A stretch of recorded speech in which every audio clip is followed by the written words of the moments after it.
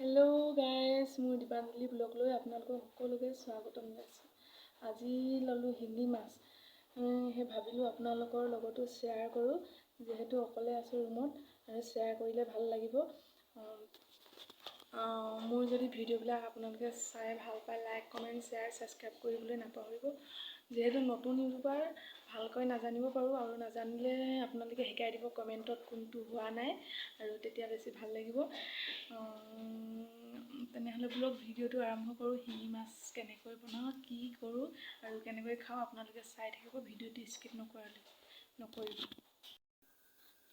এইফালে মাছ কাটি ল'লোঁ সৰু ডাঙৰ চাইজ কৰি, হালধি নিমখ সানি লওঁ।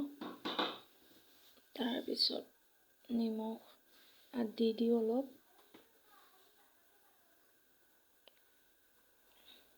সানি লওঁ আৰু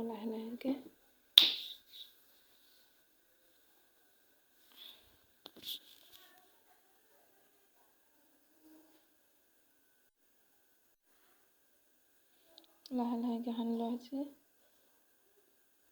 কাঠটো বাচিব জনা নাই, ফুটি দিব বুলি ভয় লাগে, সেনেকৈ দি দিছোঁ মই।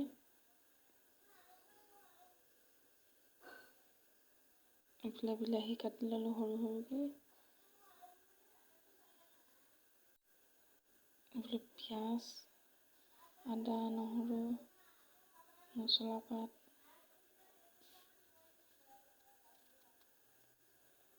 আপোনালোকে ভিডিঅ'বোৰ চাই থাকিব স্কিপ নকৰাকৈ। এইফালে কেৰাহীখন পাতি ল'লোঁ।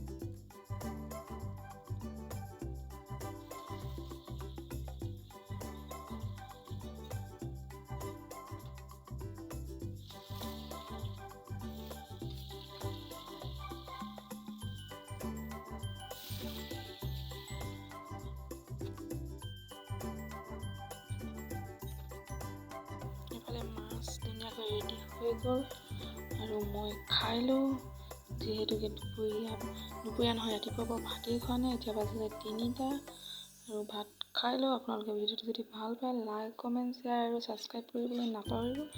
আৰু ভিডিঅ'টো আজিলৈ ইমানেই, আৰু আপোনালোকে যদি মোৰ ভিডিঅ'বোৰ চাই ভাল পায় কমেণ্টত জনাব। আজিলৈ ভিডিঅ'টো ইমানেই, বাই বাই। মই ভাত খাই লওঁ, সকলোকে বাই বাই।